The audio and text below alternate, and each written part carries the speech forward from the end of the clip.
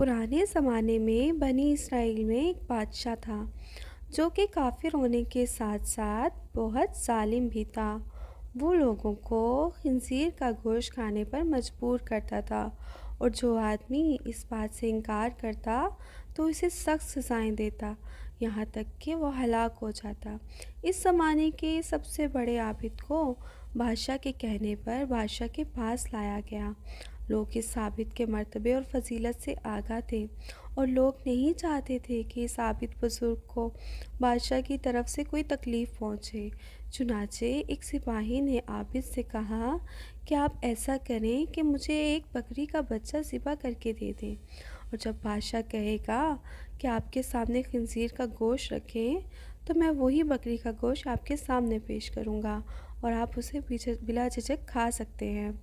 बादशाह ये समझेगा कि आपने इसकी ख्वाहिश के मुताबिक खंजीर का गोश्त खा लिया और इस तरह आप भी हलाकत से महफूज रहेंगे।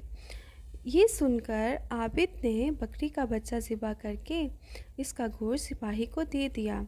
अगले दिन जब आबिद को बादशाह के सामने लाया गया तो बादशाह ने हुक्म दिया कि खंजीर का गोश्त लाया जाए। मंसूबे के मुताबिक इस सिपाही ने बकरी का गोश्त आबिद को पेश कर दिया। बादशाह ने आबिद से कहा कि तुम मेरे सामने खंजीर का गोश्त खाओ। आबिद ने कहा कि नहीं, मैं हरगिज़ हरगिज़ ना खाऊंगा। ये सुनकर सिपाही ने इशारे से बताया कि ये वही बकरी का गोश्त है जो आपने मुझे दिया था, आप बिला झिझक खा लें। लेकिन आबिद ने बादशाह के सामने वो गोश्त खाने से इनकार कर दिया। जालिम बादशाह ने सिपाहियों को हुक्म दिया कि इनको कत्ल कर दें।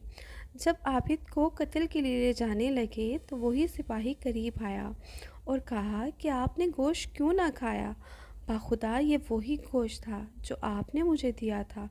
आबिद ने कहा कि ऐसी कोई बात नहीं, बल्कि मैं इस बात से डर गया था कि लोग मेरी वजह से फितना में मुब्तला हो जाएंगे, क्योंकि जब भी किसी को खंजीर का गोश्त खाने पर मजबूर किया जाएगा तो लोग कहेंगे कि फ़लाँ आबिद ने भी तो मजबूर होकर हराम गोश्त खा लिया था, लिहाजा हम भी खा लेते हैं।